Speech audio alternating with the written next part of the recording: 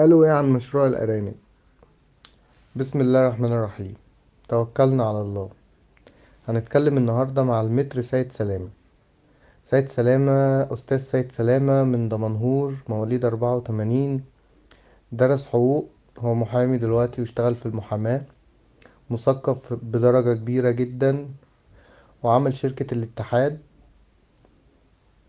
لتجديد بطاريات الأرانب من سنة 2018 تقريبا، ولحد النهاردة شغال بنفس الطريقة. يا مرحب يا مدير. احنا هنسألك 10 أسئلة وهنسيبك تجاوب براحتك. هسألك أول سؤال: انت مين وبتعمل ايه دلوقتي؟ خد وقتك في الإجابة. السلام عليكم ورحمة الله وبركاته. ازيك يا أستاذ محمد؟ أنا سعيد جدا والله بلقائك، وسعيد أكتر إنك اخترت إن احنا نعمل اللقاء ده وأتسأل الأسئلة اللي بتهيألي يعني ممكن يستفيد منها ناس كتير، اللي هم مهتمين بمجال الأعمال والمشاريع، سواء خاصة بمجالنا أو خارج المجال يعني. لأن الكلام في البيزنس بيكون كلام عام يشمل جميع المشاريع. فاللي عايز يستفيد اهو بيبص لتجارب الغير، برضو ممكن يستفيد مني ويستفيد من غيري. وانا زي انا ما بستفيد برضو من الغير لغاية دلوقتي. نبدأ نجاوب على السؤال بتاع حضرتك. فالسؤال الاول اللي هو انا مين.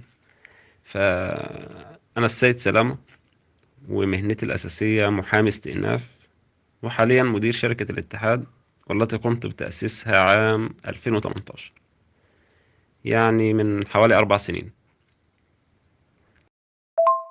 وشغلك حاليا هو شركة الاتحاد بس، اللي هو تجديد البطاريات المستعملة، صنفرتها وتلميعها وتنظيفها ورشها من جديد. مفيش أي حاجة تانية. سبت المحاماة ولا لسه شغال محامي بجانب الشركة؟ بالنسبة لسؤال سبت المحاماة ولا بجانب الشركة موجود، فهي المحاماة في الدم، يعني هي المهنة الأساسية.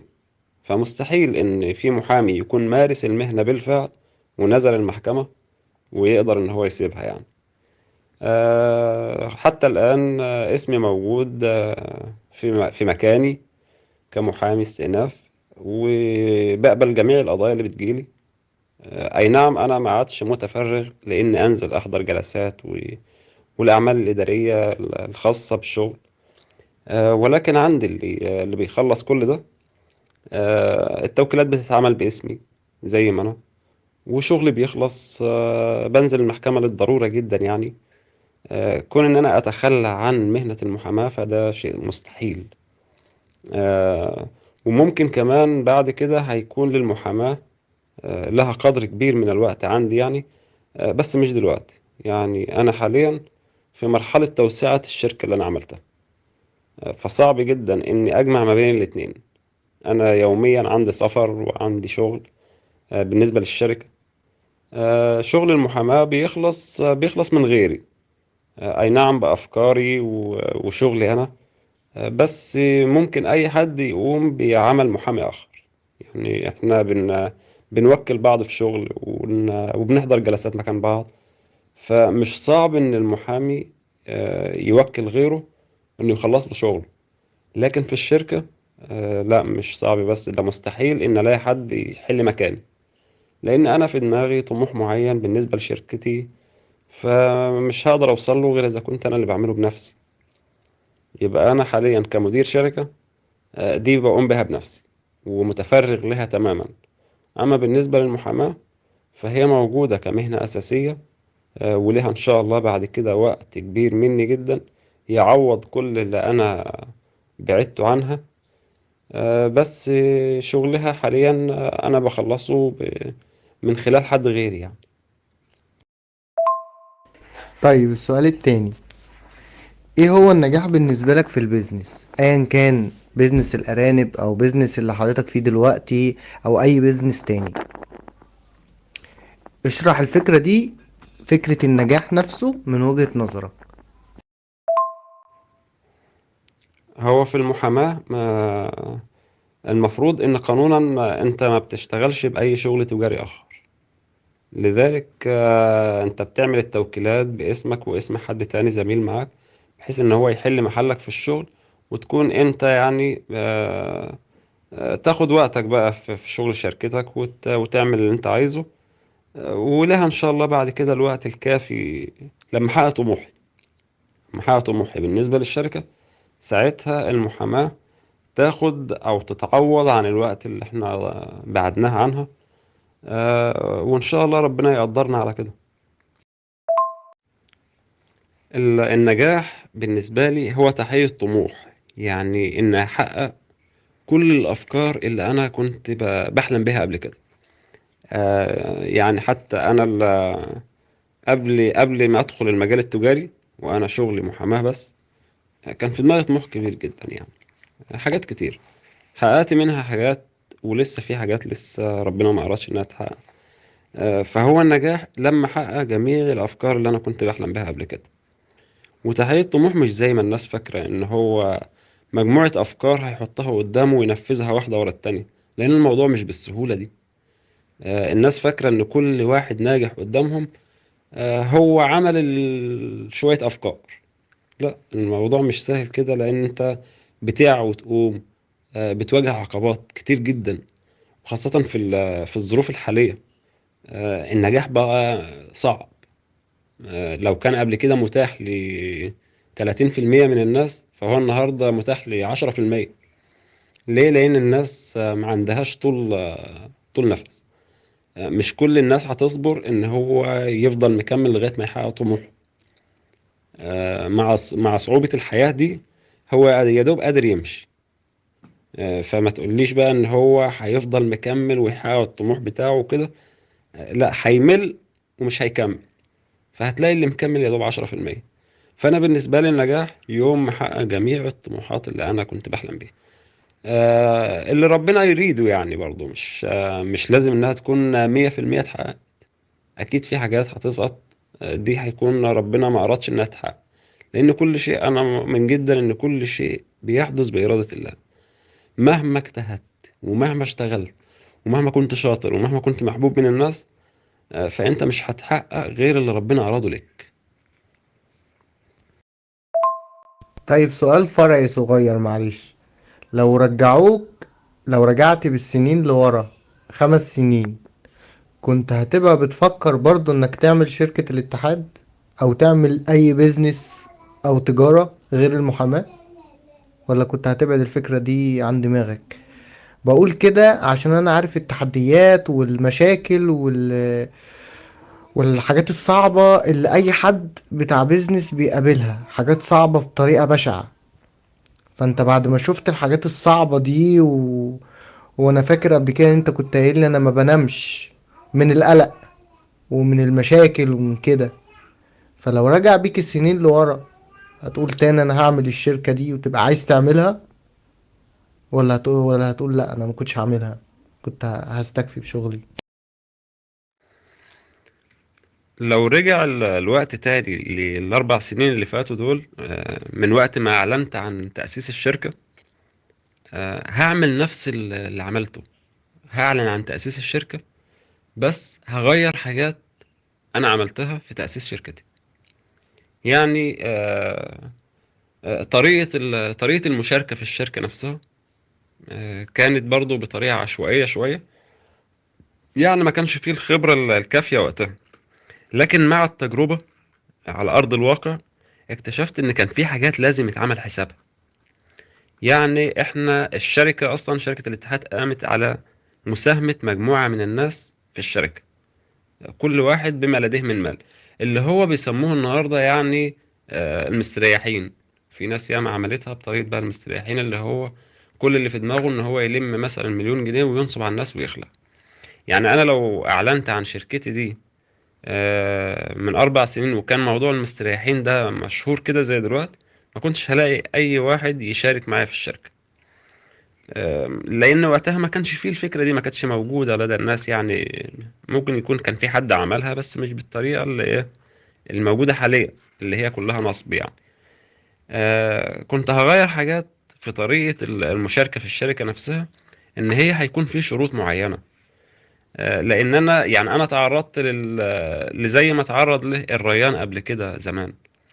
انت عامل حسابك على ان انت قدامك 5 سنين بالظبط الشركة هتكون في مرحلة تأسيس، اللي هو مش هتواجه انسحابات من اعضاء في الشركة. فانت يا دوب اشتغلت سنة والتانية وجت أزمة كورونا. معظم المساهمين في الشركة كانوا ناس شغالين بره مصر أصلا، ورجعوا لمصر وخلاص هيستقروا في مصر. بقى الأزمة اقتصادية على مستوى العالم، فبالتالي هو محتاج المبلغ اللي هو كان مساهم بيه في الشركة. وإحنا عندنا في عقد تأسيس الشركة مفيش ما يمنع من انسحابه. آه، فبالتالي توالت بقى الانسحابات مع الأزمة الاقتصادية. كل ما تزيد خلاص الناس، وفعلا كانت الناس وقتها معذورة فعلا، لأن كان خلاص ما عادش في حد شغال، وهو كان حاطط مال ايديه عندي في الشركة، فبالتالي انسحب. موجة الانسحابات شالت من ايديك كل السيولة اللي انت كنت شغال بيها، لغاية ما وصلت لمرحلة ان اللي موجود تحت ايدك هي اصول الشركة بقى، اللي هي الفلوس المجمدة في الاصول. وبالتالي اصبح عندك عدد بسيط جدا، يعني مثلا من 54 فرد مشارك في شركة الاتحاد، وصلنا ل 12 واحد.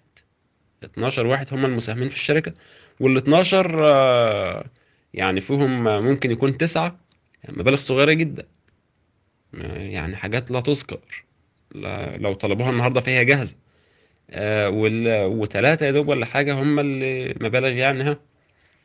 فأنت حصرت في الآخر أموال الشركة كلها في الأصول المجمدة، وبالتالي أصبح ما عندكش السيولة الكافية إنك تمارس شغلك زي ما كنت بتشتغل في الأول. حاطط كذا لمجال تصنيع الأعلاف لأن أنت معاك سيولة متوفرة، وكذا لمجال تصنيع البطاريات، وكذا للمحلات والإكسسوارات والمستلزمات المزارع والحاجات دي. فضاعت السيولة اللي في إيدك كلها في انسحابات. العدد ده كله هو خير من عند ربنا، لأن أنا كنت معاهد الناس في بداية الشركة إن أنا ما أقولش الواحد في يوم من الأيام اطلع من الشركة، أو أقول له إحنا تمام كده وخد فلوسك أهي. كانت معظم الناس خايفة ان هو بعد فترة فالشركة بتكسب ومش عارف ايه، فالسيد سلامة يقول لنا خد، بعد ما عمل اسم ومن ورانا يقول خد فلوسك وتوكل على الله. وعاهدتهم على كده، وبالفعل انا ما قلتش لواحد اخرج. هو اي حد انسحب من الشركة كانت لظروف خاصة عنده وهو اللي طلب. فبالتالي هي مصلحة لما تدور، لما تدور على المصلحة الشخصية، فهي مصلحة شخصية ليه؟ لأن في الآخر الشركة بتنحصر عليك أنت. وده اللي كانت الناس خايفة منه أصلا في بداية عمل الشركة. ومع ذلك هي جت من عند ربنا، والناس هي اللي طلبت الانسحاب. ومع ذلك فأنا انضريت من الانسحابات دي، إن أنا ما عادش عندي سيولة أشتغل بيها زي ما كنت شغال قبل كده. فبالتالي حصرت أعمال الشركة. المفروض الشركة بتتوسع في أعمالها من تصنيع أعلاف لتصنيع بطاريات لكذا وانتشار. لا، أنت بقيت تحصر أعمال الشركة عشان خاطر تعرف تغطي الانسحابات اللي كانت بتطلع دي كلها. فعشان كده بقول لك لو من 4 سنين رجعت تاني ان انا اللي من 4 سنين فاتوا هعلن عن تأسيس الشركة فعلا، زي ما عملت، بس بطرق مختلفة وبشروط معينة للانسحاب، وطريقة معينة لإدارة الشركة. حاجات كتير كانت هتتغير يعني. هو الحمد لله احنا حققنا نجاح كبير جدا وانتشار واسع في مجالنا، بس بصعوبة وتعب، مجهود كبير جدا. لو طريقة تأسيس الشركة كانت غير كده ما كنتش واجهت المصاعب اللي أنا واجهتها دي، خاصة في الفترة الماضية دي اللي هي ما كانش فيها سيولة متوفرة أصلا بعد الانسحابات دي كلها.